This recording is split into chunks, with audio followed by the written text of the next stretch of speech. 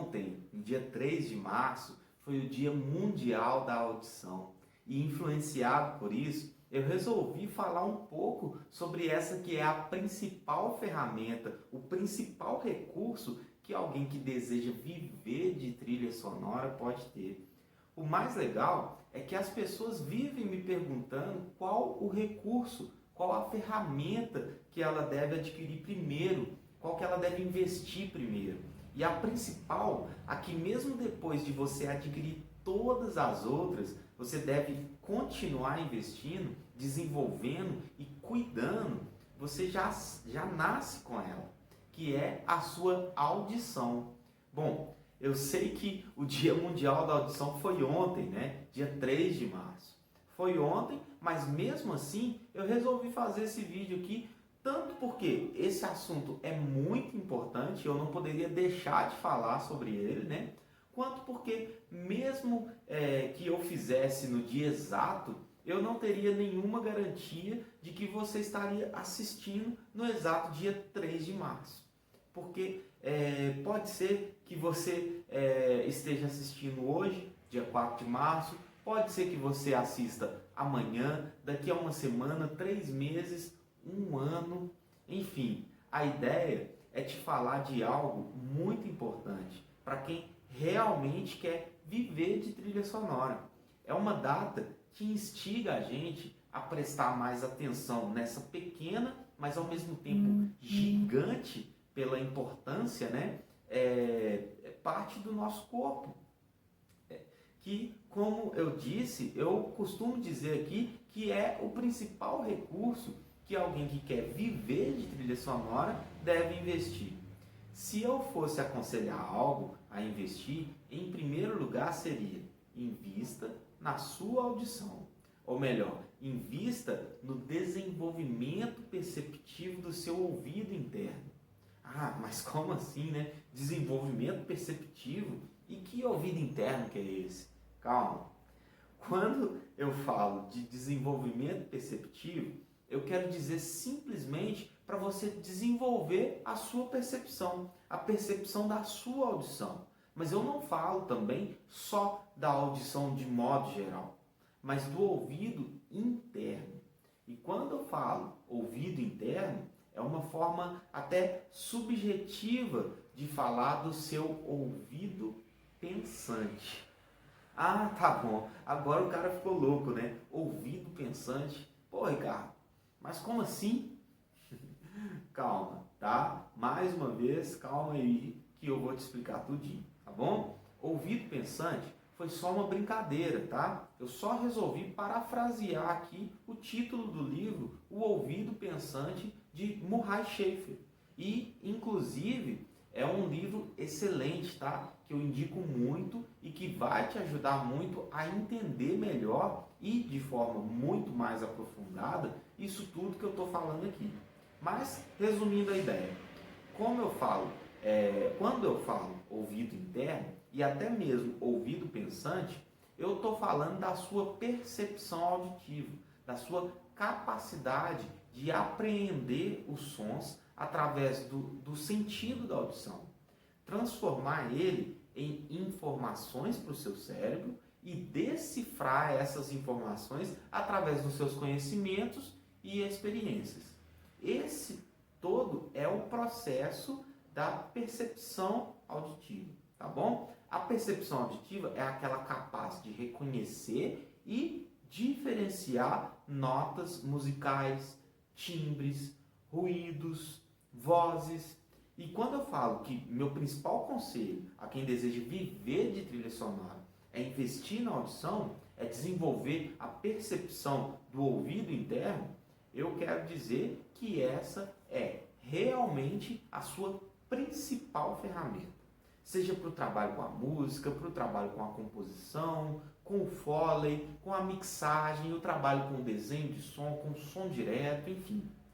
Para mexer com qualquer uma dessas áreas, não adianta você ter os melhores equipamentos do mundo, não adianta você investir rios de dinheiro em um novo equipamento ou até em um curso de determinada ferramenta, se você não se dispuser a trabalhar e investir no desenvolvimento da sua percepção auditiva, do seu ouvido interno.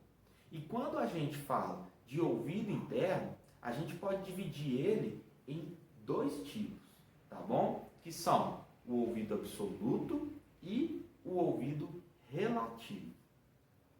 O ouvido absoluto é aquele almejado por todos os músicos, né? É aquele que todo mundo fala, olha, fulano tem ouvido absoluto. Nossa, é mesmo? Ele deve ser um ótimo músico, né? E isso é uma mera de uma ilusão, tá bom? A pessoa que tem o ouvido absoluto, ela não se torna necessariamente um bom musicista. Na verdade, muitos não fazem nem ideia que tem o ouvido absoluto. E outros não conseguem se desenvolver como músicos, mesmo sabendo que tem o ouvido absoluto. Realmente é uma ótima ferramenta, mas se bem direcionado, tá? Mas enfim, o que é o ouvido absoluto? O ouvido absoluto é a capacidade que uma pessoa tem de perceber, diferenciar e identificar qualquer frequência ou nota musical, mas não necessariamente só musical, né, de outras. É aquela pessoa que ouve um barulho e fala dó, mi, ré. Muitas pessoas já nascem com o dom, com a habilidade e com esse dom, essa habilidade, né? E existem vários estudos tentando dizer de onde que vem, como que é desenvolvido. Mas essa busca não é o nosso caso aqui. Agora, imagina que maravilha, se você for músico, por exemplo, né, saber exatamente qual é cada notinha que você ouve. Como se você ouvisse o som e ele já viesse para o seu cérebro com um rótulo identificando ele. Imagina a facilidade de tirar as músicas de ouvido. Realmente deve ajudar muito nesse sentido, né? Mas acontece que estudos dizem que apenas uma a cada 10.000 pessoas tem essa habilidade. Alguns dizem que é herdado geneticamente, outros que pode ser desenvolvido com muita dedicação e treino, outros que todos nascem com isso, mas que se não desenvolver, acaba perdendo. Enfim, a verdade é que independente de como a pessoa adquire esse ouvido absoluto, ele precisa ser desenvolvido e direcionado para se tornar realmente útil. Ou vai acabar virando aí um dom de circo, sem desmerecer os profissionais do circo, tá? E o ouvido absoluto tem tantos pontos positivos quanto negativos, tá bom? Os pontos positivos eu nem preciso dizer. Só de falar para você imaginar o fato de identificar cada som ouvido ou saber como vai soar cada som que você pensar, você já deve pensar aí em N possibilidades, né, na sua cabeça. Agora, e os pontos negativos? A negatividade disso está na forma prática, dentro do trabalho, com a música, por exemplo, né? A pessoa que tem o ouvido absoluto não suporta uma nota desafinada, não suporta ouvir uma nota e chamar ela por outro nome. Pensa em um professor de música, por exemplo, né? Em uma sala de aula, até mesmo de uma faculdade de música, por exemplo, onde as turmas são bastante heterogêneas, homens, mulheres, de idades diferentes, extensões vocais diferentes e até níveis de aprendizado e conhecimento. E o professor que tem o ouvido absoluto, nesse exemplo aqui, precisa fazer um trabalho de solfejo entre os alunos. Obviamente, ele vai precisar escolher um tom em comum para homens e mulheres, para a turma toda. Mas isso vai limitar ele aos nomes de notas musicais e, consequentemente, as percepções e comparações dos intervalos e até a destreza e habilidade dos alunos em falar prontamente os nomes das notas de acordo com seus intervalos, independente do ritmo e da ordem. Fica muito difícil ele pegar e trabalhar a mesma melodia, por exemplo, em várias tonalidades com frequências diferentes. A galera não vai conseguir acompanhar na hora de solfejar isso, porque porque a extensão vocal não vai ajudar.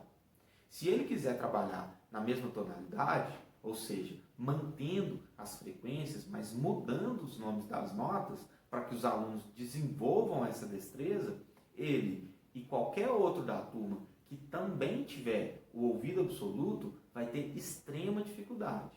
Sabe por quê? Porque a pessoa que tem o ouvido absoluto não suporta escutar lá e dizer mi. Para ela, mi é mi e lá é lá. E ponto final. E eu não falo isso por achismo, não, tá? E eu também não quero generalizar. Óbvio que tem pessoas que não são exatamente assim, mas são exceções, tá bom? Eu vou te dar um exemplo aqui. Quando eu estudava no Palácio das Artes, isso lá em 2003, 2004, aqui em BH, uma das melhores escolas de música do país, tá? Me lembro de quando eu estava lá, sei lá, no terceiro ano, e quando estava entrando na sala de aula, junto com o restante da turma, a gente se deparou com, além da professora à frente da sala, uma outra professora no fundo da sala. Ela que inclusive tinha sido nossa professora no ano anterior, né, na matéria de percepção musical. Todos acharam estranho aquilo, né? Alguns perguntaram para ela e ela dizia que estava lá para aprender. E as dúvidas e curiosidades borbulhavam na cabeça de todo mundo, né? Até que a professora que ia ministrar a aula, logo no início, já falou: vocês devem estar se perguntando aí por que a professora X está ali no fundo da sala como se fosse uma aluna, né? E realmente, hoje, ela vai ser aluna também. E alguém sabe por quê? E a turma toda ficou calada, com aquela cara assustada, assim, né? E aí a professora continuou: é que ela tem ouvido absoluto. Aí alguém interrompeu e questionou, né? Uai, se ela tem ouvido absoluto, aí que ela não precisa mesmo estar aqui. Já sabe tudo. E a professora corrigiu, né? Continuou e corrigiu, né? Na verdade, não. Repitam aqui comigo. E ela tocou uma melodia no piano, cantando, né? Os nomes das notas, enquanto a turma toda acompanhou direitinho, né? Depois ela levantou e falou: tudo certo, né? E todo mundo respondendo positivamente, só com aquela cara de óbvio, né? Aí ela virou para a professora lá do fundo e perguntou para ela: tudo certo aí? E ela, com cara de óbvio também, falou: não, você tocou X, Y, Z, né? E não A, B, C, que nem o pessoal cantou, que nem vocês cantaram. E a professora da frente perguntou: e como que isso foi para você? Aí ela respondeu: insuportável, desafinado. A professora da frente tinha feito um trabalho de solfejo relativo, né, naquele momento, com a turma, onde ela determinou um nome qualquer para a primeira nota tocada, mesmo com esse nome não sendo o nome exato daquela frequência. Por exemplo, ela toca a nota Dó, mas chama essa nota de Sol. E a turma, ao invés de continuar, né, Dó, Ré, Mi, Fá, Sol, a turma continua Sol, Lá, Si, Dó, Ré, por exemplo, tá? E a turma toda que já estava acostumada com isso prontamente, né, e acostumada com isso, prontamente seguiu a professora. Para ela, a professora do fundo, que tem ouvido absoluto, só o fato de a gente cantar aquelas notas chamando elas por outros nomes soava como desafinado, mesmo com a turma toda em uníssono, cantando as exatas frequências tocadas no piano. Porque para ela, mi é mi e lá é lá. A mesma dificuldade se procede quanto aos instrumentos transpositores. Existem vários instrumentos aí, como os trompetes, por exemplo, né, que os instrumentistas leem uma nota e tocam outra, né, mas em outro momento a gente fala dos instrumentos transpositores, beleza? E então, naquela situação, a professora da frente disse que a professora de trás estava ali para tentar superar aquele obstáculo e desenvolver o ouvido relativo junto com a gente. Então, só para fechar essa parte, né? Ouvido absoluto é a capacidade que uma pessoa tem de perceber, diferenciar e identificar qualquer frequência ou nota musical, mas não necessariamente só musical, de outras. É aquela pessoa que ouve um barulho e fala Dó, Mi, Si. Muitas pessoas já nascem com essa habilidade e outras a desenvolvem ao longo da vida. Mas e agora? E o ouvido relativo? O que é? O ouvido relativo é aquele cuja pessoa que o desenvolve pode encontrar a frequência exata de uma nota musical ou de outra frequência, tomando como ponto de partida um ponto de referência. Por exemplo, a maioria das pessoas, ao afinar um violão, sem um afinador eletrônico, pegam como referência uma corda pressionada na quinta casa e comparam o som dela com o da corda de baixo, abaixo dela solta. Se a corda de baixo não estiver na mesma frequência, ele vai mexer na afinação dessa corda até que as duas, a de cima pressionada na quinta casa e a de baixo solta, fiquem em uníssono.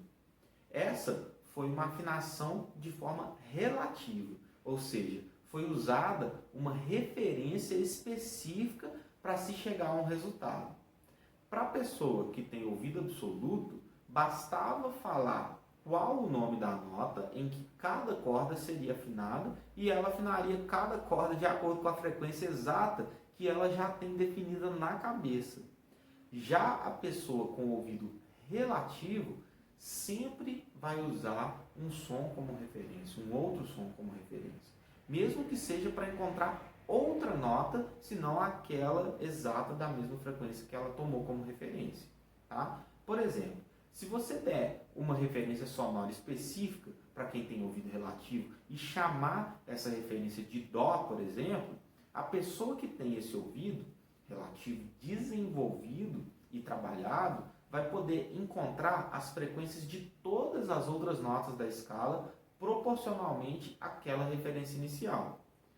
Mesmo se aquela referência inicial não for exatamente a frequência da nota Dó, tá? Mas vai ser proporcionalmente, tá joia? Essa referência poderia ser por um diapasão ou um outro instrumento, mas ela precisa de uma referência.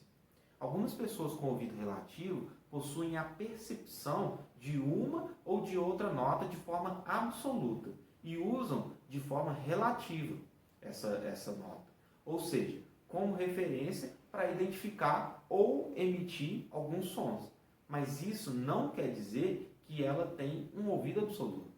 O ponto negativo é que é mais demorado para atingir a excelência, mas em momento nenhum a gente está falando aqui de facilidade, Ao mesmo tempo, o ponto positivo é que você pode fazer qualquer leitura e estudo de forma relativa.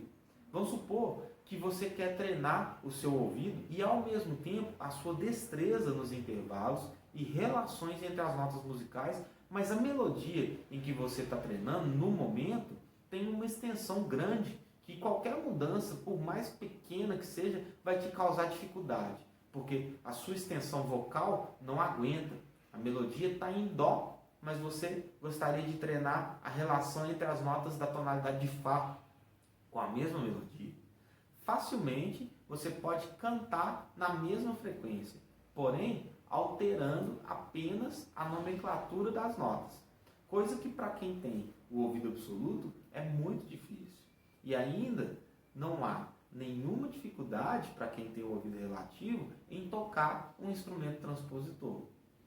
A maioria das pessoas, como eu já disse, não possuem o ouvido absoluto, mas podem desenvolver o ouvido relativo, tá bom? Existem também a possibilidade de desenvolver o absoluto, mas é um trabalho muito mais árduo, Tanto para atingir quanto para manter. E eu sinceramente não aconselho.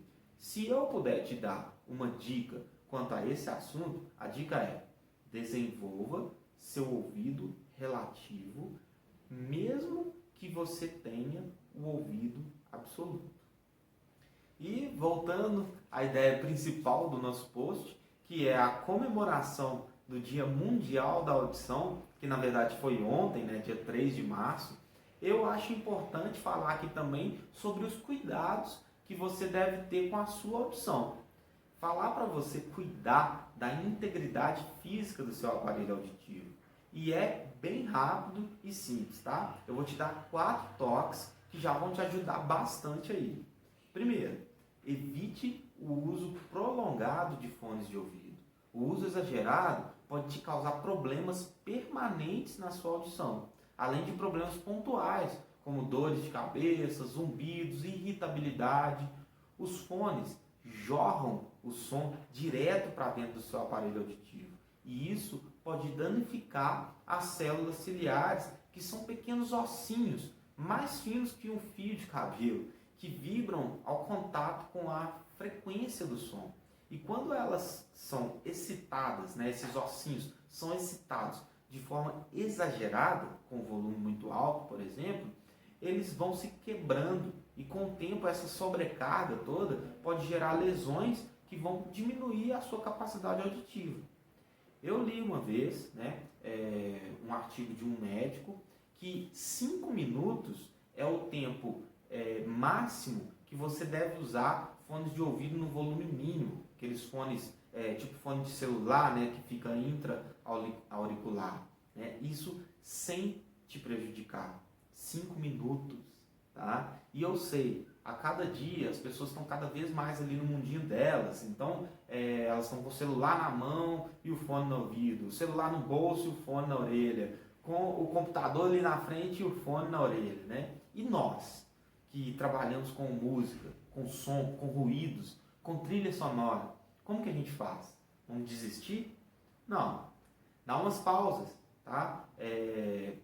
Não fica direto ali, usa fones bons, tá? Aqueles fones de concha e não os intra-auriculares. Não fica direto, para de tempo em tempo, sai dos fones, vai para os monitores, dá uma volta, descansa seu aparelho auditivo, escuta frequências diferentes, sons diferentes. Evita usar por mais de 1 hora seguida e nunca, absolutamente nunca passe de 60 decibéis. Tá bom? O segundo cuidado que você deve ter é de limpar corretamente os seus ouvidos. Não use cotonetes na parte interna do ouvido. Cotonete só deve ser usado na parte externa. Quando você enfia o cotonete no ouvido, você só empurra a sujeira lá para dentro, a cera. E assim, essa cera, por mais que a gente pense o contrário, ela não deve ser removida, porque ela é responsável por proteger o canal auditivo, evitando a entrada de água, de sujeira, de qualquer corpo estranho. E dependendo de como for, você pode acabar até furando o seu tímpano e perdendo a audição. Lave sempre no banho a parte externa da orelha. E se sentir que deve, vai no médico e veja com ele a necessidade de fazer uma lavagem para tirar o excesso dessa cera, que você pode fazer lá mesmo. E essa já encaminha, né, essa dica já encaminha a gente até para o terceiro cuidado que eu quero te falar aqui, que eu quero te dar o toque. Vá regularmente ao médico, ao otorrino, ao fonoaudiólogo, para saber se está tudo bem. Se você estiver perdendo a sua audição, lembra que isso vai acontecer de forma silenciosa e na maioria das vezes imperceptível. Veja se você deve tomar algum cuidado que você não percebe sozinho a necessidade. Quando detectadas logo no início, essas perdas podem ser tratadas, evitando e melhorando significativamente a sua qualidade de vida. E a minha quarta dica de cuidado é: se proteja do excesso de ruído. Atualmente, a perda auditiva por excesso de ruído, ela está entre as causas mais comuns de deficiência auditiva, tá bom? Você pode usar protetores auriculares, evitar ficar em ambientes com excesso de ruído e som alto, ficar longe das caixas de som nas festas e shows, né? Enfim, cuida bem da sua audição aí, tá bom? Ela é a sua principal ferramenta. E bom, finalizando aqui, eu gostaria de parabenizar todos os profissionais que trabalham direta ou indiretamente com a audição, seja como cuidadores, no caso dos fonoaudiólogos, ou as pessoas que trabalham com a precaução dos danos, né, no caso dos medidores ou as pessoas que trabalham nos órgãos de regulamentação de decibéis no meio ambiente, e ainda aos que usam a audição como ferramenta de trabalho, que são os músicos, os artistas de Foley, os sound designers, os profissionais de som direto, técnicos e engenheiros de som, enfim, a galera toda da trilha sonora, da música e de tudo que envolve som e audição. Meus parabéns e muito obrigado.